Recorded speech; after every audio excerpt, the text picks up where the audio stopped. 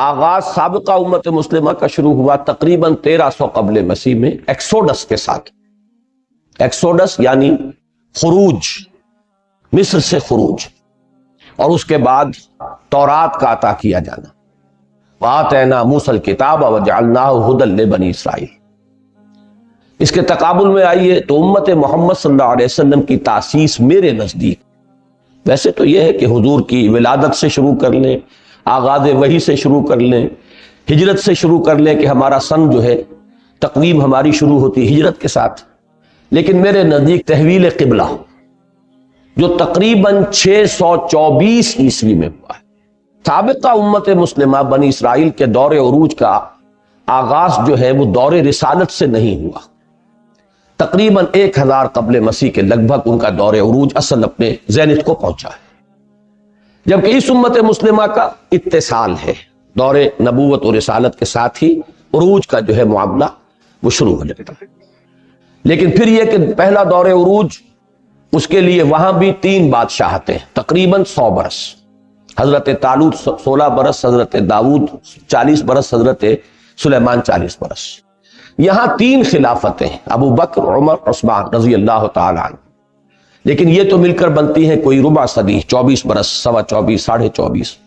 پھر 4.5 سال کا فصل ہے جس میں باہمی خانہ جنگی رہی، لیکن پھر دور امیہ کو بھی اس میں شامل کریں تو یہ تقریباً 120 برس ادھر بن جائیں گے، 130 برس، وہ بھی تقریباً 100 برس. یہ زینت ہے، وہ زینت ان کا، یہ زینت ان کا، ذروہ سنام، عروج کی بھی چوٹی. اب تیسرا عنوان ہے زوال. وہاں وہ صدیاں تھیں 8ویں صدی، 7ویں صدی، 6ٹھی صدی قبل مسیح. 300 برس ان کے زوال کے ہیں، لیکن جن میں واقعات اہم کیا ہے؟ اشوریوں کے ہاتھوں اسرائیل کی تباہی، نیبوکڈ نظر کے ہاتھوں یہودیہ کی تباہی اور یروشلم کی تباہی، ہیکل سلیمانی کا مسمار ہونا، 6 لاکھ یہودیوں کا قتل ہونا، 6 لاکھ کا کیپٹیو بن کر چلے جانا بیبیلونیا. ہمارے ہاں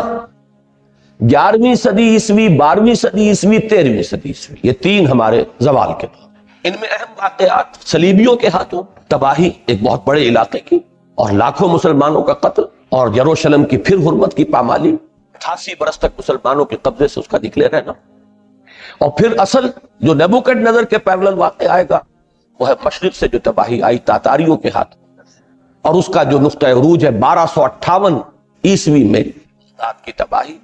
خلافت بنی عباس کا خاتمہ، بلکہ یوں کہیے کہ عربوں کے دور عروج کا خاتمہ. دوسرا عروج وہاں وہ شروع ہوا حضرت عزیر علیہ السلام کی دعوت تجدید ایمان، توبہ، تجدید عہد، اور ادھر سے کیخورس کے حملے کے بعد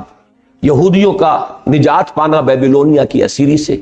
اور پھر آ کر آباد کرنا، اور اس کے نتیجے میں مکابی سلطنت، ایک عظیم سلطنت قائم ہوئی. ادھر آئیے تو اب یہاں پر انہی تاتاریوں کے ہاتھ میں جن سے کہ پٹوایا تھا اللہ تعالیٰ نے، سزا دلوائی تھی امت کو، انہی کے ہاتھ میں اللہ نے جھنڈا دے دیا ہے. آیا فتنہ تاتار کے افسانے سے، پاسماں مل گئے کعبے کو صنم خانے سے. لیکن یہ کنٹراسٹ کا پوائنٹ رہے گا کہ وہاں اسی قوم میں، اسی نسل کے اندر احیاء کا عمل ہوا. یہاں وہ امیین جو تھے وہ گویا کہ ریجیکٹ کر دیے گئے، اور دوسرا عروج جو ہے وہ آخرین کے ہاتھوں ہوا، اور یہ سب در حقیقت ترک قبائل تھے، ترکان تیموری، Terken صفوی، Terken Seljuqi, Terken Usmani, اور ان کے ذریعے سے بڑی عظیم مملکتیں قائم تھی. وہ مشابہت بھی ہے جو میں نے عرض کیا تھا کہ مکابی سلطنت زمینی حدود میں حضرت سلیمان کی سلطنت سے بھی وسیع تر تھی. اسی طریقے سے یہ دوسرا دور عروج ہمارا جو یہ بہت وسیع ہے، پورا ہندوستان اس میں آیا ہے، اور پھر یہ کہ مشرقی یورپ کا ایک خاصا بڑا چنک جو ہے وہ بھی اسلام میں داخل شامل ہوا ہے. تو زمینی حدود تو اس پہلے عروج سے بڑھ گئی ہیں اس میں. اب دوسرا زوال جو آیا ہے وہ اس میں مشابہت وہی ہے کہ یورپین طاقت کے ہاتھوں آیا، وہاں بھی رومیوں کے ہاتھوں زوال آیا، اور اس کا جو سب سے اہم نقطہ ہے وہ ہے ٹائٹس رومی کے ہاتھوں سن 80 میں یروشلم کی تباہی اور یہودیوں کا وہاں سے بے دخل ہونا. لیکن یہ کہ مسلمانوں کے ساتھ یہ بڑا لمبا پروسیس ہے. 15ویں صدی عیسوی میں پہلے سلطنت ہسپانیہ ختم ہوئی، پھر اس کے بعد وہ یورپین امپیریلزم جو ہے سمندری راستے سے عالم اسلام کے مشرقی بازو پر حملہ آور ہوا. ہوتے ہوتے تقریباً 400 ساڑھے 400 برس میں یہ پروسیس اپنے زینت کو پہنچا، زوال اپنے عروج کو پہنچا، یعنی انتہائی لوئسٹ ایب، وہ ہے اس صدی 20ویں صدی عیسوی کا ربع اول، پہلی جنگ عظیم کے بعد سلطنت عثمانیہ نقشے سے ہی ختم ہو گئی، اس کا وجود ہی نہیں رہا، تو ترکی ایک چھوٹا سا ملک باقی رہ گیا اور حصے بکھرے ہو گئے۔ یوشک ان تداعی علیکم الامم، اس طرح قوموں نے ایک دوسرے کا دسترخوان سمجھا ہے، ایک دوسرے کو دعوت دی ہے کہ آئیے اور لقمہ طرح کھائیے۔ پہلی سابقہ جو امت مسلمہ تھی اس کا زوال رومیوں کے اس تسلط کے بعد سے مسلسل جاری ہے، نیچے ہی نیچے جا رہے ہیں۔ اسی طور پر اسرائیل کی مملکت کا قیام جو ہے یہ اس میں ایک عارضی سا فنومینن ہے،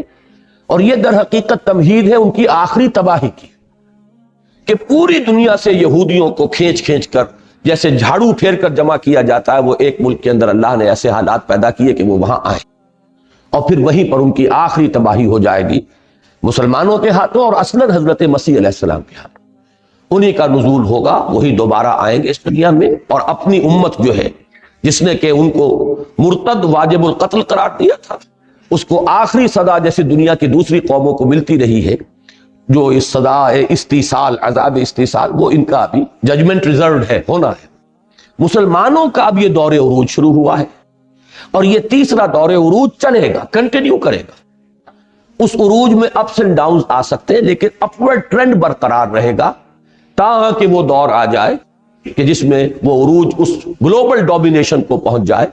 جو در حقیقت تکمیل ہے مقصد بعثت محمدی کی صلی اللہ علیہ وسلم، اور اسی کے ساتھ در حقیقت آخری تباہی سابقہ امت مسلمہ کی ہونی ہے۔ اس وقت مسلمانوں کے جو امام ہوں گے، جو سربراہ ہوں گے، جو لیڈر ہوں گے، وہ جو کشمکش آخری ہو رہی ہوگی، اور اس میں پھر یہودیوں کی جنگ میں مسلمانوں کو پسپائی ہوگی، مسلسل شکستوں پر شکستیں کھائیں گے، نقصان اٹھائیں گے، پھر حضرت مسیح علیہ السلام کا نزول ہوگا، اور وہ اس وقت کے جو مسلمانوں کے قائد اور لیڈر ہوں گے، یہ بھی حدیث میں آتا ہے کہ وہ کہیں گے کہ روح اللہ آپ آگے بڑھیے، نماز پڑھائیے جب نماز کا وقت آئے گا، تو حضرت مسیح فرمائیں گے نہیں، امامکم منکم، تمہارا امام تمہیں میں سے ہوگا۔ چنانچہ اس وقت کے جو مسلمان امام ہوں گے امت مسلمہ کے، انہی کی امامت میں حضرت مسیح علیہ السلام بھی نماز ادا کریں گے، گویا کہ شریعت جو ہے وہ حضور کی صلی اللہ علیہ وسلم بھی برقرار رہے۔ سابقہ امت کا معاملہ یہ ہے کہ اس کا گراف جو ہے وہ انگریزی حرف ایم سے ریپرزنٹ کیا جا سکتا ہے۔ امت محمد صلی اللہ علیہ وسلم کا معاملہ ڈبلو سے مشابہ ہے، یہ ایک ذرا ڈائیگرامیٹک ریپرزنٹیشن ہے، اور مشابہت ہے اس تاریخ کی حرف ایم کے ساتھ اور اس کی ڈبلو کے ساتھ۔ ڈبلو اینڈ ہوتا ہے اپورڈ، اور وہ اپورڈ ہی جانا ہے، ایم ختم ہوتا ہے ڈاؤن ورڈ، اور اس کو اپ ڈاؤن ہی جانا ہے۔ کہتے ہیں حضور کی یہ حدیث ہے کہ اللہ تعالیٰ اس امت میں ان اللہ یبعث فی هذه الامہ علی راس کل مئۃ عام من یجدد لها دینہا، ہر صدی کے ہر 100 سال کے سرے پر اللہ تعالیٰ کسی کو اٹھاتا رہے گا جو اس دین کو تازہ کرتا رہے گا، یعنی جو بھی تقریباً 100 سال کے عرصے میں دین کی تعلیمات پر غبار آ گیا ہوگا، بدعات کا تومار، نئے نئے اوہام، نئی نئی رسومات، ان سب کو صاف کر دے گا، آئینہ پھر نکھر کر آ جائے گا جس میں اصل دین جو ہے وہ منعکس ہو جائے گا۔ لیکن 20ویں صدی عیسوی سے قبل کی ایسی تمام کوششوں کے بارے میں ایک اصولی بات پیش نظر رہنی چاہیے، اور وہ یہ کہ ان کی اصل نوعیت احیاء دین کی نہیں بلکہ حفاظت و مدافعت دین کی تھی، اس لیے کہ ابھی اسلام کا قصر عظیم بالکل زمین بوس نہیں ہوا تھا، اور خواہ دین کی حقیقی روح کتنی ہی مزمحل اور پشمردہ ہو چکی ہو، بہرحال اسلام نے جو تہذیبی اور عمرانی نظام دنیا میں قائم کیا تھا اس کا ڈھانچہ برقرار تھا، حتیٰ کہ شریعت اسلامی تمام مسلمان ممالک میں بالفعل نافذ تھی۔ چنانچہ تمام تجدیدی مساعی کا اصل ہدف یہ رہا کہ دین کا نظام عقائد و اعمال محفوظ اور اپنی اصل صورت میں قائم رہے،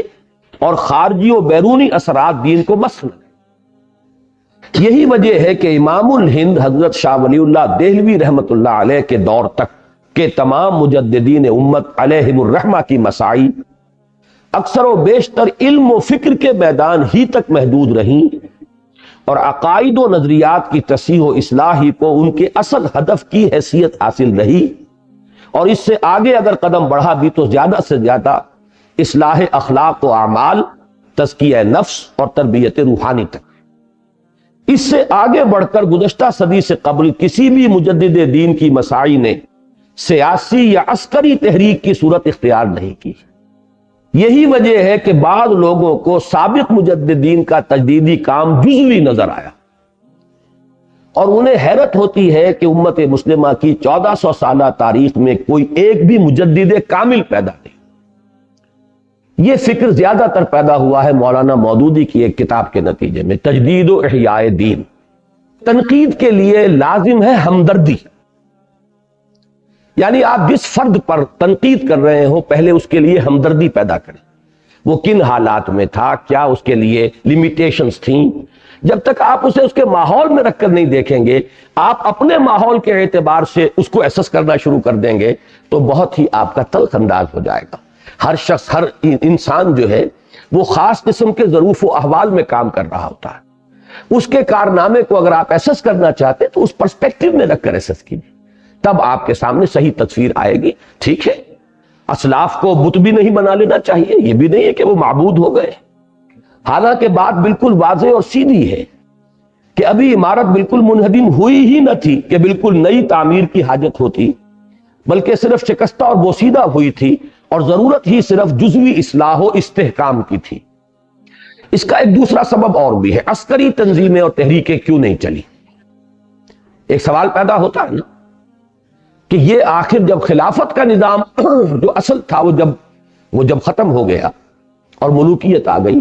تو کیوں نہیں پھر خلافت کی تجدید اور احیاء کے لیے اور اس کو دوبارہ ریسٹور کرنے کے لیے کیوں نہیں میدان میں آئے؟ اس کا ایک اہم سبب یہ تھا کہ نبی اکرم صلی اللہ علیہ وسلم نے مسلمان حکمرانوں کے خلاف خروج یعنی مسلح بغاوت پر نہایت سخت بندشیں عائد فرما دی تھی، اور جب تک ان کے ہاتھوں شریعت اسلامی کا نفاذ ہو رہا تھا، کفر کی ترویج و تنفیذ نہیں ہو رہی تھی،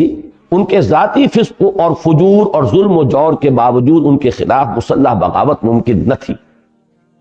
یہی وجہ ہے کہ جیسے ہی یہ صورتحال تبدیل ہوئی اور حکومت مسلمانوں کے ہاتھوں سے نکل کر غیر مسلم اقوام کے ہاتھوں میں آئی، دفعتاً ان مساعی میں عسکریت بھی پیدا ہو گئی،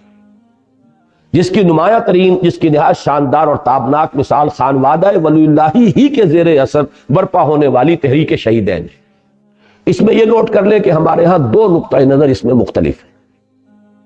وہ جو میں نے عرض کیا تھا کہ ایک اصحاب الرائے یا اصحاب قیاس اور دوسرے اصحاب الحدیث، یہ در حقیقت فقہ ہی کے دو ایسپیکٹس ہیں۔ تو اصحاب الحدیث نے تو ان احادیث کو بہت زیادہ اہمیت دی ہے، اور کسی بھی شکل میں کسی مسلمان حکمران کے خلاف بغاوت جو ہے اس کو تقریباً رول آؤٹ کر دیا ہے۔ لیکن اصحاب الرائے یا اصحاب قیاس میں جو چوٹی کی شخصیت ہے امام ابو حنیفہ رحمۃ اللہ علیہ، انہوں نے اجازت دی۔ ان کا جملہ یہ ہے کہ نہی عن المنکر، اگر زبانی جو ہے وہ مؤثر نہ ہو رہی ہو مسلمان حکمران پر، فبالسیف، تو اس کے بعد وہ تلوار کے ذریعے سے بھی ہو سکتی۔ اگرچہ انہوں نے بھی شرط یہ عائد کی ہے کہ اتنی طاقت ہو جانی چاہیے کہ کامیابی یقینی ہو، نہ ہو سکے بات دوسری ہے، لیکن آپ کی اسیسمنٹ یہ ہو کہ اب ہمارے پاس اتنی طاقت ہے کہ ہم مسلح بغاوت کر کے کامیاب ہو سکتے ہیں۔ حکومت انتظامی ادارہ ہے ریاست کا، اور شہری جو ہوتے ہیں وہ وفادار ریاست کے ہوتے ہیں، حکومت کے نہیں ہوتے، کہ چونکہ ابھی وہ فرق نہیں تھا ریاست اور حکومت کے مابین، لہذا اگر مسلمان حاکم کے خلاف حکومت کی اصلاح کے لیے کھڑے ہوتے تھے تو وہ باغی شمار ہو جاتے تھے۔ یہی وجہ ہے کہ جب 2-3 تجربے ہو گئے تو پھر صلحاء امت نے اس کو تو چھوڑ دیا، ریکنسائل کیا۔ اس 20ویں صدی کے آغاز میں ہوا کہ ملت اسلامی کا بوسیدہ قصر گویا دفعتاً زمین پر آ رہا، اور اسلام اور مسلمان دونوں اپنے زوال و انحطاط کی آخری حدوں کو پہنچ گئے۔ تو یوں سمجھیے کہ اسلام کا معاملہ جو ہوا ہے وہ تو تدریجاً 1400 برس میں، 1300 برس میں، 1200 برس میں یہاں تک پہنچا۔ امت مسلمہ کے اتار چڑھاؤ جو ہے وہ پہاڑی راستے کے مانند ہے، پہاڑی راستے میں تو اتار چڑھاؤ پھر اتار۔ تو اس طریقے سے امت مسلمہ 2 عروج 2 زوال سے دوچار ہو کر پہنچی، اور اسلام تدریجاً گرتے گرتے یہ دونوں کوئنسائیڈ کر گئے ہیں آ کر اس صدی میں، کہ دونوں چیزیں جو ہیں اپنے زوال کی انتہا کو پہنچ گئی، بلکہ پچھلی صدی میں پہنچ چکے تھے۔ اور ایک طرف کروڑوں کی تعداد میں ہونے کے باوجود مسلمانوں کی حالت حدیث نبوی کے الفاظ کے مطابق غصاء السیل یعنی سیلاب کے جھاگ سے زیادہ نہ رہی۔ اور دوسری طرف اسلام اور قرآن دونوں بھی حضور صلی اللہ علیہ وسلم کے الفاظ کے مطابق اس حال کو پہنچ گئے کہ لا یبقى من الاسلام الا اسمہ ولا یبقى من القرآن الا رسمہ، لہذا قانون فطرت کے عین مطابق احیاء کا ہمہ جہتی عمل بھی شروع ہو گیا۔ اب احیائی عمل کے بارے میں بھی بعض بنیادی حقائق ذہن نشین رہنے چاہیے۔ مثلا ایک یہ کہ یہ کوئی سادہ اور بسیط عمل نہیں ہے، بلکہ اس کے متعدد گوشے ہیں جن میں سے ہر ایک میں اولو العزم افراد اور جماعتیں برسر کار ہیں، جو بظاہر ایک دوسرے سے جدا اور مختلف بلکہ بعض پہلوؤں کے اعتبار سے متضاد ہونے کے باوجود اس وسیع تر احیائی عمل کے اعتبار سے ایک دوسرے کے لیے باعث تقویت ہے۔ بعض تحریکیں ہو سکتا ہے کہ بالکل متضاد ہوں، اس کی میں مثال دے رہا ہوں کہ تبلیغی جماعت کی تحریک اور جماعت اسلامی کی تحریک بالکل متضاد ہے۔ ایک انتہائی منظم اور اس کی تنظیم کا جو ہے نقشہ وہ دفتری بھی ہے اور اس میں سرکولرز بھی ہیں اور دفاتر ہیں اور سب کچھ ہے۔ ایک وہ ہے کہ جن کے ہاں سرے سے کوئی اس کا دور دور کہیں گزر ہی نہیں۔ ادھر یہ ہے کہ فلسفہ، فکر، دلائل، براہین، ادھر جو ہے نہیں، تقوی، عمل، دین، عبادت، زہد، ذکر، اس پر زور ہے۔ وہ سیاست میں نہ صرف داخل ہوئے بلکہ ہمتن سیاست بن گئے، اور وہ سیاست کا ذکر دعاؤں میں بھی برداشت نہیں کرتے کہ اے اللہ اچھے لوگوں کو حکومت دے، یہ بھی وہ نہیں کہتے، قطعاً نہیں، یہ بھی تمہاری دعا میں بھی سیاست نہیں آنی چاہیے۔ تو ہر اعتبار سے ایک دوسرے کی بالکل ضد، لیکن ظاہر بات ہے کہ دونوں کی مساعی سے دین کا کام تو ہو رہا ہے نا۔ کچھ نوجوان ان کے ذریعے سے دین کی طرف آ گئے، ان میں سے میں خود بھی، کچھ ادھر سے آ گئے، تبلیغی جماعت کے راستے سے آ گئے، دین کا کام تو ہو رہا ہے۔ دوسرے یہ کہ اسلام کی نشأت ثانیہ اور ملت اسلامی کی تجدید کا یہ کام 10-20 برس میں مکمل ہونے والا نہیں، بلکہ لَتَرْكَبُنَّ طَبَقًا عَنْ طَبَقٍ، تم لازماً چڑھو گے ایک درجے سے دوسرے درجہ، درجہ بدرجہ، سیڑھی بسیڑھی کے مصداق درجہ بدرجہ بہت سے مراتب و مراحل سے گزر کر ہی پایہ تکمیل کو پہنچے گا۔ لہذا اس ارتقائی عمل کا ہر درجہ اپنی جگہ اہمیت کا حامل ہے، اور چاہے بعد کے مراحل سے گزر کر پہلوں کا کام بہت حقیر بلکہ کسی قدر غلط بھی نظر آئے، اپنے اپنے دور کے اعتبار سے اس کی اہمیت و وقت سے بالکل یا انکار ممکن نہیں۔ آپ سیڑھی چڑھ رہے ہو تو جب تیسری سیڑھی پر پہنچ گئے تو دوسری حقیر معلوم ہوگی آپ، لیکن یہ کہ اپنی جگہ پر دوسری سیڑھی نہ ہوتی تو آپ تیسری پہ کیسے پہنچتے؟ اور یہ درجہ بدرجہ ہوگا۔ یہ معاملہ میں نے اپنی بہت سی تقریروں میں واضح کیا ہے کہ ایک چھلانگ میں 20 برس میں یہ کام تو صرف حضور نے کیا ہے، تاریخ انسانی میں ایک ہی مرتبہ۔ اس کی کوئی توقع اپنے دل میں کوئی شخص پالتا ہے تو جنت الحمقاء میں رہتا ہے، وہ بہت ہی بڑے فتنے کا موجب ہو جائے گا اگر کوئی شخص سمجھتا ہے کہ یہ میری زندگی میں یہ کام ہو جانا چاہیے۔ اجلت ہوتی ہے تو اسی وجہ سے ہوتی ہے کہ میں تو اب بوڑھا ہو رہا ہوں، اب جلدی سے کوئی سیدھے راستے سے اگر سیدھی انگلیوں سے گھی نہیں نکل رہا تو اب ٹیڑھی انگلیوں سے لگا لو، بائی ہک اور بائی کروک۔ یہ اصل میں غلط فہمی کیا ہے؟ وہ یہی غلط فہمی ہے کہ قیاس کیا جا رہا ہے حضور صلی اللہ علیہ وسلم کے اس کارنامے پر کہ ایک داعی اٹھا، ایک فرد واحد سے اس نے دعوت کا آغاز کیا، اور 20 برس کے اندر، 20 بھی کہاں، یوں سمجھیے کہ تقریباً 18 برس کے اندر انقلاب عرب کی حد تک مکمل ہو گیا۔ تو یہ کام صرف ایک مرتبہ ہوا ہے تاریخ۔ جو بھی اس میدان میں اب قدم رکھتا ہے اسے جان لینا چاہیے کہ یہ درجہ بدرجہ ہوگا، جو بھی ہم سے کنٹریبیوشن ہو جائے۔ اللہ کی بہت بڑی نظر عنایت ہے کہ کچھ تھوڑا سا ہمارا بھی اس کے اندر، اس پروسیس کے اندر کوئی ہماری بھی خون پسینے سے اس پودے کی آبیاری ہو جائے تو یہ ہماری سعادت ہے۔ باقی یہ سمجھنا کہ بس ایک چھلانگ میں اور ایک لائف سپین کے اندر ہم یہ پورا مرحلہ طے کر جائیں تو یہ در حقیقت بہت بڑے فتنے کی اساس ہے۔ تیسرے یہ کہ اس ہماگیر تجدیدی جد و جہد میں اگرچہ افراد کی اہمیت اپنی جگہ مسلم ہے، تاہم جماعتوں اور تنظیموں کے مقابلے میں کمتر ہے۔ پھر جماعتیں بھی تحریکوں کی وسعت میں گم ہو جاتی ہیں، اور بالآخر تمام تحریکیں بھی اس وسیع تر احیائی عمل کی پہنائیوں میں گم ہو جاتی ہیں جو ان سب کو محیط ہے۔ یہ بھی ذرا باریک بات ہے، عام لوگوں میں شخصیت پرستی کا مادہ ہوتا ہے۔ کوئی ایک شخص ہے، اس کی تحریر تقریر پسند آ گئی، اب اس کی شخصیت کا نقش، اس کی عظمت دل پر قائم ہوئی. اب وہی سب کچھ نظر آ رہا ہے. مجدد اعظم بھی وہی ہے، اور وہ یوں سمجھیے کہ مجاہد اعظم بھی وہی ہے، سب کچھ اسی میں نظر آتا ہے. تو اس سے شخصیت پرستی کی لالچ شروع ہوتی ہے. اشخاص کی اہمیت ہے، افراد کے ہاتھوں میں ہے اقوام کی تقدیر. ہر فرد ہے ملت کے مقدر کا ستارہ. جیسے میں نے عرض کیا تھا پچھلی صدی میں اسلام کی نشأت ثانیہ پڑھتے ہوئے کہ پچھلی صدی میں عظیم ترین شخصیت جو مغربی استعمار کے خلاف برسر کار آئی ہے، میدان میں آئی ہے، وہ جمال الدین افغانی کی تھی. اس صدی میں عظیم ترین شخصیت جو مغربی فکر کے مقابلے میں آئی ہے وہ علامہ اقبال کی ہے. لیکن یہ کہ افراد کی اپنی حیثیت ہے، تحریکوں کا اپنا مقام ہے. تو افراد جو ہوتے ہیں وہی تحریک شروع کرتے ہیں. لیکن پھر اب اصل اہمیت تحریک کی ہو جاتی ہے. ایک تو یہ کہ یہ کام ہونا تو ہے، لیکن نہ ترکبن نہ طبقن ان طبق. جو 20 برس میں حضور نے کیا تھا وہ اگر ہمارے ہاتھوں 200 برس میں ہو جائے تو بہت بڑی بات ہے. 200 برس میں ظاہر بات ہے 8 نسلیں نکل جائیں گی، کوئی حرج نہیں. ہر ایک کی کنٹریبیوشن ہے، ہر ایک کا اس کے اندر جو ہے وہ اس پروسیس کو آگے بڑھانے میں اس کا رول ہے. دوسرے یہ کہ ایک ہی وقت میں بھی بہت سی تحریکیں ہوتی ہیں، بظاہر مختلف، بلکہ مخالف بھی ہو، بہت سے اعتبارات سے متضاد ہوں، لیکن ذہن کو وسیع رکھنا چاہیے کہ یہ سب کچھ احیائی عمل کے اندر کہیں نہ کسی محاذ پر، کسی گوشے میں یہ بھی کام کر رہے ہیں. اور تیسرے یہ کہ افراد، پھر تنظیمیں، پھر تحریکیں، اور پھر ہمہ جہتی احیائی عمل، یہ جو ہر چیز کو اپنی جگہ پر رکھنے کا اگر ذہن کے اندر جو ہے یہ استعداد پیدا ہو جائے تو پھر انشاءاللہ اس قسم کے فتنوں کا سدباب ہو جائے گا. ماضی میں ان حقائق کے پیش نظر نہ رہنے کے باعث بہت سے لوگوں کے دلوں میں مہدی موعود یا مجدد کامل بننے کا شوق پیدا ہوتا رہا ہے، جس کے نتیجے میں طرح طرح کے فتنے اٹھتے رہے ہیں اور اچھی بھلی تعمیری کوشش کا رخ تخریب کی جانب مڑتا رہا ہے. اس احیائی عمل کا اولین مرحلہ مسلمان اقوام کا مغربی استعمار کے براہ راست تسلط سے نجات کا حصول تھا،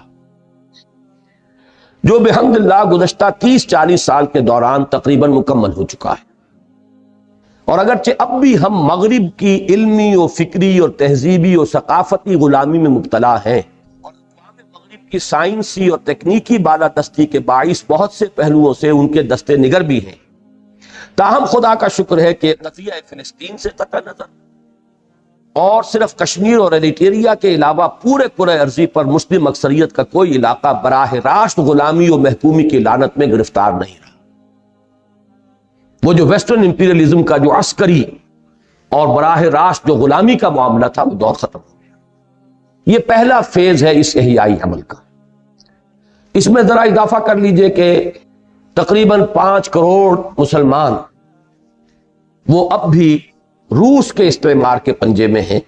لیکن ان کی جو ہے تقریباً 70 برس کے اندر اتنی برین واشنگ ہو چکی ہے کہ ان کی اکثریت کو اپنے مسلمان ہونے کا احساس بھی نہیں. حالانکہ میں حیران ہوں کہ ہمیں یہ امید تھی اور بہت سے لوگوں نے اس کی خبریں دی تھی، امید پیدا کر دی تھی کہ یہ رشیا کی جو پسپائی ہے اور جو جہاد افغانستان کا ہوا ہے اس کے بڑے زبردست نتائج جو ہیں، یہ جو ترکستان کی جو ریاستیں ہیں سوویت ریپبلکس، ان کے اندر بغاوت پیدا ہوگی. لیکن یہ کہ عجیب فینومینن یہ سامنے آیا ہے کہ گورباچوف نے اگر وہ آزادی دینی شروع کی ہے تو ہنگامے ہوئے ہیں تو یورپین ممالک میں ہوئے، ابھی یہاں تو کوئی خبر ہی نہیں، بڑے اطمینان سے لوگ بیٹھے ہوئے، کوئی وہاں ابھی کوئی ہنگامہ، کوئی اتھل پتھل جو ہے وہ وہاں ابھی اس کی خبر نہیں آ رہی. خیال یہ تھا کہ بڑی تیزی کے ساتھ اسلام کی طرف ان کی مراجعت ہوگی. مجاہدین کے جو کانٹیکٹس ہیں وہاں پر قرآن مجید کے بہت سے نسخے وہاں پہنچ گئے ہیں، ایک طرح سے احیاء اسلام وہاں ہو رہا ہے. لیکن تاحال واقعات کی طرف سے ان امیدوں اور توقعات کی توثیق نہیں ہو سکی. بہرحال یہ علاقے رہ گئے ہیں. باقی یہ کہ تمام عالم اسلام جو براہ راست غلامی کا معاملہ تھا اس سے آزادی حاصل کر چکا. خالص اصولی اور نظریاتی اور تصوریت پسندانہ آئیڈیالسٹک نقطہ نظر سے تو مسلمان اقوام کی اصطلاح ہی قطعاً غلط ہے. یہ وہی بات جو علامہ اقبال کے حوالے سے میں کہہ چکا ہوں کہ ایک طرف تو قوموں کی نفی ہے، مسلمان تو ایک امت واحدہ ہے، لیکن یہ کہ واقعہ اگر ہم دیکھیں تو بہت سی قومیں ہیں، امت تو موجود ہی نہیں. اب تو امت کی مرکزیت کا کوئی سمبل اور نشان بھی باقی نہیں رہا. 65 برس ہو گئے 1924 کے بعد سے 1989 تک کہ کوئی نشان بھی موجود نہیں ہے، کوئی سمبل بھی، کوئی علامت بھی مسلمانوں کی مرکزیت کی۔ اس لیے کہ از روئے قرآن و حدیث مسلمانوں کی حیثیت ایک جماعت یا امت یا حزب کی ہے، نہ کہ قوم کی، اور وہ ایک ناقابل تقسیم وحدت ملی میں منسلک ہے، جس میں تعدد و تکثر کا امکان ہی موجود نہیں کہ اقوام کا لفظ صحیح قرار دیا جا سکے۔ مسلمان اقوام یہ اصطلاح ہی غلط ہے بنیادی طور پر اصولی اعتبار سے، لیکن واقعیت پسندانہ یعنی ریئلسٹک نقطہ نظر سے دیکھا جائے تو حقیقت یہ ہے کہ مسلمانوں نے ایک جماعت یا امت یا حزب کا کردار تو بہت پہلے ترک کر دیا تھا اور بالفعل ایک قوم ہی کی حیثیت اختیار کر لی تھی۔ البتہ وحدت ملی کا تصور اس صدی کے آغاز تک برقرار تھا کہ ایک قوم ہے ہم، لیکن جیسا کہ ہم پہلے عرض کر چکے ہیں، اس صدی کے ربع اول کے دوران مغربی استعمار کی ہتھ کنڈوں نے اسے بھی ختم کر کے رکھ دیا، اور اس وقت فی الواقع روئے ارضی پر کوئی ایک امت مسلمہ آباد نہیں ہے، بلکہ بہت سی مسلمان اقوام آباد ہیں۔ اسی طرح خالص تصوریت پسندانہ نقطہ نظر سے دیکھا جائے تو نشأ میں کو تعلق نہیں پیمانے سے کہ مصداق مسلمانوں کی آزادی اور خود مختاری کا احیاء اسلام سے کوئی تعلق نہیں، لیکن واقعیت پسندانہ نگاہ سے دیکھیے تو مستقبل کے بارے میں تو کچھ نہیں کہا جا سکتا۔ ہو سکتا ہے کہ اللہ تعالیٰ اپنے دین کی علمبرداری کی سعادت کسی بالکل ہی نئی قوم کے حوالے فرما دے اور یستبدل قومن غیرکم کی شان دوبارہ ظاہر ہو، لیکن بحالات موجودہ تو کہیں ممکن ہے کہ ساقی نہ رہے جام رہے کہ مصداق اسلام کا مستقبل موجودہ مسلمان اقوام ہی کے ساتھ وابستہ ہے اور دونوں باہم لازم و ملزوم کی حیثیت رکھتے ہیں۔ اندری حالات مسلمان اقوام کا آزادی و خود اختیاری کی نعمت سے ہمکنار ہونا یقیناً احیاء اسلام ہی کے سلسلے کی ایک کڑی ہے، اور جن تحریکوں کے ذریعے یہ مشکل مرحلہ سر ہوا ہے ان کی سعی بھی اسلام کی نشأت ثانیہ ہی کی جد و جہد کا جز قرار پائے گی۔ رہا یہ شبہ کہ ان میں سے اکثر کے قائدین اور زعماء کا دین و مذہب کے ساتھ کوئی واقعی اور عملی تعلق نہ تھا۔ اب قائد اعظم بھی ایک شریف انسان، ایک بااصول انسان، با کردار انسان، سب کچھ آپ کہہ لیں، لیکن بہرحال کوئی مذہبی آدمی تو نہیں تھے۔ انڈونیشیا میں سیکارنو صاحب تو خیر ایک شے دیگر تھے، وہ تو ناچتے تھے، ڈانس کرتے تھے کھلم کھلا، وہ تو مغربی تہذیب کے اندر اثرتا پا غرق۔ اور دوسری انتہا پر جائیے تو بلکہ انتہا تو اس کو کہنا چاہیے، مصطفیٰ کمال پاشا تو یوں سمجھیے کہ ایک اعتبار سے اسلام کی قبر کھودنے والوں میں سے۔ لیکن یہ کہ میں جو آپ سے عرض کر رہا ہوں وہ یہ ہے کہ اگر آپ اس ریئلزم کو سامنے رکھیں کہ مسلمان قوموں کا آزادی کا پروسیس جو ہے یہ بھی احیاء اسلام کے سلسلے کی ایک کڑی ہے، تو ان سب کی خدمت بھی ایک پازیٹیو رنگ میں آپ کے سامنے آئے گی۔ مصطفیٰ کمال نے بہرحال ترکی کو بچا لیا، وہ تو جو بھی بغاوت کی عربوں نے ترکوں کے خلاف، میں یہ سمجھتا ہوں کہ اس کا رد عمل تھا شدید، اور وہ فوری رد عمل اسی نوعیت کا ہوتا ہے کہ عربیت سے شدید نفرت ہوئی ہے۔ عربی زبان نہیں ہوگی، عربی میں اذان نہیں ہوگی، عربی لباس نہیں ہوگا، عربی رسم الخط نہیں ہوگا، رومن اسکرپٹ اختیار کیا گیا، رومن لباس اختیار کیا گیا، یورپین چیز، ایک نفرت شدید اسے عربوں کے ساتھ ہو گئی تھی۔ رفتہ رفتہ وہ خلیج جو ہے بڑی گہری خلیج تھی ترکوں اور عربوں کے درمیان، بہرحال اب اس پر تقریباً نصف صدی بیت چکی ہے، تو اب یہ ہے کہ رفتہ رفتہ وہ زخم مندمل ہوئے ہیں، ورنہ یہ کہ ان دونوں قوموں کے اندر تو شدید نفرت کے بیج جو تھے وہ انگریزی امپیریلزم نے، برٹش امپیریلزم نے اس کے بیج بو دیے تھے۔ لیکن مصطفیٰ کمال اگر اس وقت نہ ہوتے تو واقعہ یہ کہ ترکی کا نام و نشان نہ ہوتا دنیا میں، اس لیے کہ یورپ پر جس طریقے سے ترکوں نے حکومت کی تھی بہت بڑے رقبے پر، ایک انتقامی جذبہ تھا، جیسے اندرا گاندھی نے کہا کہ we have avenged our 1000 years defeat، ایسے ہی صدیوں کی شکست جو تھی اور صدیوں کی غلامی کا بدلہ لینے کے اوپر تلی ہوئی تھی اقوام یورپ، لیکن یہ کہ ٹرک نیشنلزم کی بنیاد پر یہ ینگ ٹرکس سامنے آئے، اور اس وقت جو بھی ہمارے اس وقت کے حکمران تھے، بادشاہ تھے، خلیفہ تھے، وہ بالکل نہ ہونے کے برابر اور کٹ پتلی بنے ہوئے تھے یورپین قوتوں کے ہاتھوں کے اندر، جو وہاں سے حکم آتا تھا اسی کے اوپر وہ عمل کرتے تھے۔ یہ اگر ایک قوت اس وقت نہ ابھر آتی تو ترکی کا نام و نشان نہ۔ تو اس لیے دیکھیے کہ اگرچہ ان میں سے اکثر کے قائدین اور زعماء کا دین و مذہب کے ساتھ کوئی واقعی اور عملی تعلق نہ تھا، تو اسی کا جواب ہے نبی اکرم صلی اللہ علیہ وسلم کے ان الفاظ مبارکہ میں ان اللہ یوید الدین بالرجل الفاجر، اللہ تعالیٰ کبھی کبھی دین کی تائید اور دین کی تقویت کا ذریعہ ایسے لوگوں کو بنا دے گا جو فاسق و فاجر ہو۔ یہ اللہ کی اپنی حکمت ہوتی ہے، وہ کام لے لیتا ہے، کسی کے ذریعے سے لیتا ہے۔ بہرحال جن کے ذریعے سے بھی ہوا ہے، یہ جو آزادی کا پروسیس ہے، یہ جو فرسٹ فیز ہے اس ریوائول کے پروسیس کا، یہ یقیناً احیاء اسلام کے سلسلے کی ایک کڑی ہے۔ اس ضمن میں ایک اور حقیقت بھی پیش نظر رہنی چاہیے کہ اگرچہ مختلف مسلمان ممالک میں حصول آزادی کی تحریکوں کی تقویت کے لیے جن علاقائی یا نسلی عصبیتوں کو استعمال یعنی انووک کیا گیا، انہیں بھی خالص اصولی اور نظری اعتبار سے اسلام کے نظام فکر کے ساتھ سوائے تباین اور تضاد، یعنی یہ تو بالکل مختلف ہی نہیں، متضاد چیزیں ہیں، کوئی نسبت حاصل نہیں ہے، لیکن عالم واقعہ میں اس کے سوا کوئی چارہ کار موجود نہ تھا، اس لیے کہ اسلام کے ساتھ مسلمانوں کا ذہنی و قلبی رشتہ اتنا قوی نہ رہا تھا کہ اسے کسی جاندار اور فعال تحریک کی اساس بنایا جا سکتا، اور حصول استقلال کے لیے جس مؤثر مزاحمت یعنی ایفیکٹو ریزسٹنس کی ضرورت ہوتی ہے، اس کی بنیاد خیالی یا جذباتی نہیں بلکہ حقیقی اور واقعی اساسات کانکریٹ گراؤنڈ ہی پر رکھی جا سکتی ہے۔ واقعہ یہ ہے کہ اگر ترک نیشنلزم کا جذبہ فوری طور پر بیدار نہ ہو گیا ہوتا تو شاید آج ترکی کا نام و نشان بھی صفحہ ارضی پر موجود نہ ہوتا۔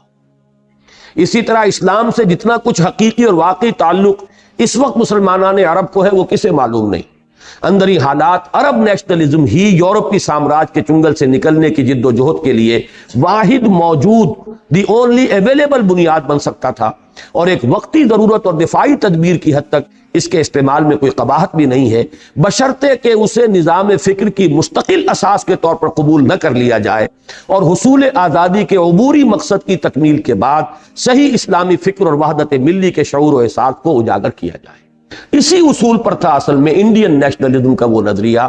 جو ہندوستان میں بہت بڑی مذہبی قوت جمعیت علماء ہند نے اختیار کیا تھا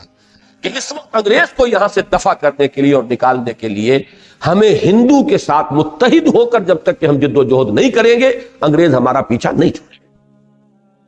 انگریز کی دشمنی اتنی شدید تھی ان کے اندر،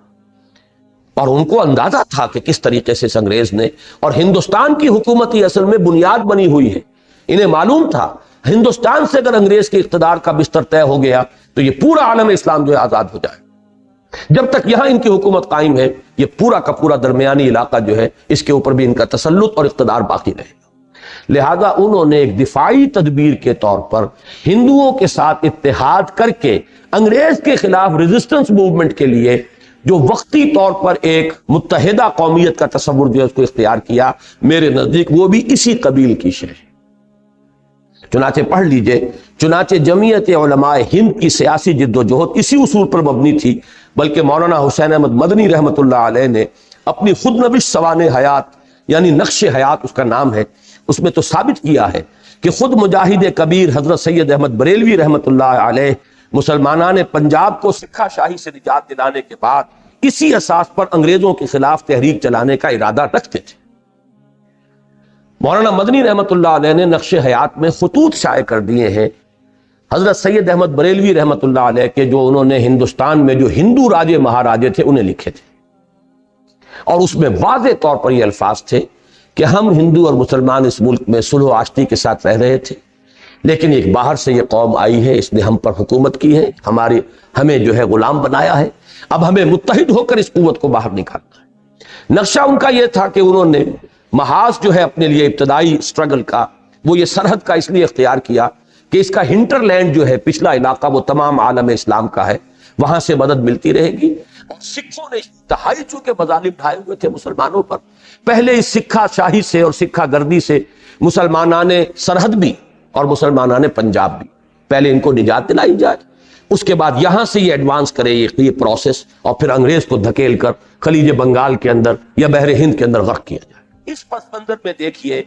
تو تحریک پاکستان کا معاملہ بالکل منفرد نظر آتا ہے۔ بر صغیر کے مسلمان بھی اگر برطانوی استعمار سے نجات حاصل کرنے کے لیے ہندی قومیت کی اساس پر غیر مسلموں کے ساتھ اشتراک عمل کرتے تو اس کے لیے وجہ جواز موجود تھی، لیکن یہ اللہ تعالیٰ کا خاص فضل و کرم ہے کہ یہاں کے مخصوص حالات کے باعث مسلمانان ہند نے اپنی سیاسی جد و جہد کا آغاز ہی مسلم قومیت کی اساس پر کیا، جس کے نتیجے میں وہ ملک وجود میں آیا جو حضرت سلمان فارسی رضی اللہ تعالیٰ عنہ کی طرح جو اپنا نام سلمان ابن اسلام بتایا کرتے تھے، صرف اور صرف فرزند اسلام قرار دیا جا سکتا ہے، جس کے قیام اور بقا کے لیے کوئی وجہ جواز سوائے اسلام کے موجود نہیں ہے۔ یہ ملک پاکستان، یہ پاکستان ابن اسلام ہے۔ اس کے لیے جو تحریک چلی اس میں اسلام کو انووک کیا گیا۔ پورے اس عالم ارضی میں، پورے عالم اسلام میں کہیں بھی آزادی کی تحریک میں اسلام کا نعرہ بھی نہیں لگا، انووک ہی نہیں کیا گیا۔ قومیتیں، مقامی قومیتیں، عرب نیشنلزم، ترک نیشنلزم، مختلف نیشنلزم، لیکن یہ ہے کہ یہاں جو تحریک پاکستان چلی ہے اس کے اندر نعرہ تھا پاکستان کا مطلب کیا؟ لا الہ الا اللہ۔ یہ ایک خصوصی بات ہے، اہم بات ہے جو نمایاں کرتی ہے یہ جو فرسٹ فیز ہے ریوائول کے پروسیس کا، یعنی آزادی کی تحریکیں، ان میں ایک منفرد مقام حاصل ہے تحریک پاکستان کو، جس کے نتیجے میں پاکستان وجود میں آیا۔ گویا پاکستان خاص ہے ترکیب میں قوم رسول ہاشمی کے مصداق، اپنی پیدائش یعنی جینیسس اور حیات ترکیبی کے اعتبار سے تمام مسلمان ممالک سے قدم آگے ہے، اور دوسروں کو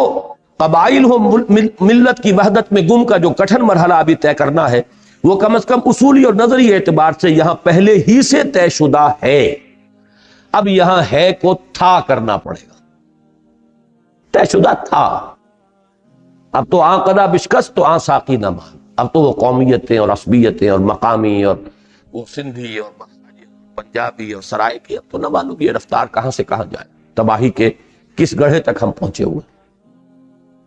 مسلمانان ہند کی سیاسی جد و جہد کو اس رخ پر ڈالنے والے اسباب و عوامل میں سلبی اور منفی طور پر سب سے زیادہ دخل ہندوؤں کی روایتی تنگ نظری اور تنگ دلی، اور اس سے بھی بڑھ کر مسلمانوں سے اپنی 1000 سالہ شکست کا انتقام لینے کے اس جذبے کو حاصل ہے جو ان کے سینوں میں کھولتے ہوئے لاوے کی طرح پک رہا تھا۔ اس اعتبار سے دیکھا جائے تو گویا ان کا یہ طرز عمل بھی اسلام کی نشت ثانیہ کے لیے ممد اور معاون بن گیا، اور ہم اپنے سابق ابنائے وطن کی خدمت میں بجا طور پر عرض کر سکتے ہیں کہ تو نے اچھا ہی کیا دوست سہارا نہ دیا، مجھ کو لغزش کی ضرورت تھی سنبھلنے کے لیے۔ اگر یہ ہندو کی یہ تنگ نظری نہ ہوتی تو پاکستان وجود میں نہ آتا، اور ایک یونائٹڈ انڈیا ایک دفعہ وجود میں آ جاتا تو پھر ہندو کا جو بھی تہذیبی غلبہ اس پر ہوتا، اس کے بعد ممکن نہیں تھا کہ یہاں اسلام کے احیاء کے لیے کم سے کم فورسیبل فیوچر کے اندر کوئی تحریک اٹھ سکتی۔ تو گویا کہ جیسے کہ میں نے کئی مرتبہ کہا ہے، پاکستان کے بنانے کا کریڈٹ جو ہے نہرو کو بھی جاتا ہے۔ اگر ٹورپیڈو نہ کرتا تو پاکستان وجود میں نہ آتا۔ قائد اعظم نے تو مان لیا تھا، مجبوراً تسلیم کر لیا تھا کیبنٹ مشن پلان کو کہ 3 زون ہوں گے، مرکزی حکومت ایک ہوگی۔ نہرو نے کہہ دی، وہ حقیقت نکل جاتی ہے جس کے منہ سے سچی بات مستی میں۔ فقیہ مصلحت دین سے وہ رندے بادہ خار اچھا، اس رندے بادہ خار کے زبان سے وہ سچ نکل گیا۔ اجی ایک دفعہ بننے تو دو، پھر کون کسی کو علیحدہ ہونے دیتا ہے؟ اس لیے کہ اس اسکیم میں یہ تھا کہ 10 سال کے بعد ہر زون کو یہ چوائس حاصل ہوگا کہ وہ چاہے تو علیحدہ ہو۔ اس نے صاف کہہ دیا، پھر کون کسی کو علیحدہ ہونے دیتا ہے۔ مجھے لطیفہ یاد آ گیا، بہت ثقیل ہو چکی ہے محفل تو ذرا لطیف بھی ہو جائے، کہ ایک کسی دیہاتی کا کہیں بیل گم ہو گیا، اب وہ بیل کی تلاش میں مارا مارا پھر رہا تھا، جس قبر کے پاس سے گزرتا وہاں وہ منت مان لیتا کہ 1 لات میں تمہیں نظر کر دوں گا، یہاں چڑھا دوں گا۔ انہوں نے کوئی سینکڑوں لاتیں تقسیم کر دی۔ تو اس کا بچہ ساتھ تھا، اس نے پوچھا کہ بابا یہ اتنی لاتیں تو اس کی نہیں ہے جو تم نے بانٹ دی ہیں۔ انہوں نے کہا ایک دفعہ سینگ اس کے سینگوں پر ہاتھ پڑ لینے دو، پھر میں دے لوں گا انہیں جو دینا ہے، تو وہ سب کو دے لوں گا، میں سب سے حساب جو ہے میں اپنا چکا لوں گا۔ تو یہی تھا کہ ایک دفعہ اگر مرکزی حکومت پر وہ غلبہ ہو جاتا ہندو میجورٹی کا، تو پھر پاکستان علیحدہ ایک ملک کی حیثیت سے وجود میں آنے کا کوئی سوال نہیں تھا۔ تو ایک اعتبار سے اس پہلو سے نہرو کے ممنون احسان ہیں۔ دوسرا مرحلہ آیا جبکہ صدر ایوب صاحب نے جوائنٹ ڈیفنس اسکیم پیش کی۔ اس کے معنی کیا تھے جوائنٹ ڈیفنس؟ سب سے بڑا خرچہ ڈیفنس پر ہوتا ہے، اس کا مطلب ہے جوائنٹ بجٹ بنے گا۔ پھر ڈیفنس کے ساتھ معاملہ فارن پالیسی کا، ایک کامن فارن پالیسی ہوگی، تو بات تو وہیں پہنچ جاتی، وہی کیبنٹ مشن پلان۔ یہ زونز رہ جاتے، ایک پروونشل اٹانومی جو ہے وہ اندر ہی اندر برقرار رہے گی، ملک تو پھر ایک بن جاتا۔ اور یہ پیش کرنے والے صدر ایوب چیف مارشل رہا ایڈمنسٹریٹر کی حیثیت سے، اور وہ اس وقت آل پاورفل تھے، کوئی ان کے آگے میدان میں آنے والا نہیں تھا کہ ان کو روک سکتا۔ جوائنٹ ڈیفنس اگینسٹ ہو؟ یہ بہت بڑا بینر تھا، بینر ہیڈ لائن اخبارات، کس کے خلاف؟ یعنی تمہارے دشمن اور ہمارے دشمن اور ہماری مشترک فارن پالیسی ہے کہاں جس کی بنیاد پر کہ ہم جوائنٹ ڈیفنس کریں؟ ٹھوکر مار دی، ورنہ یہ کہ دوبارہ ہم تو گویا کہ چاندی کے تشتری میں صدر ایوب خان صاحب نے پاکستان کو رکھ کر دوبارہ پیش کر دیا تھا۔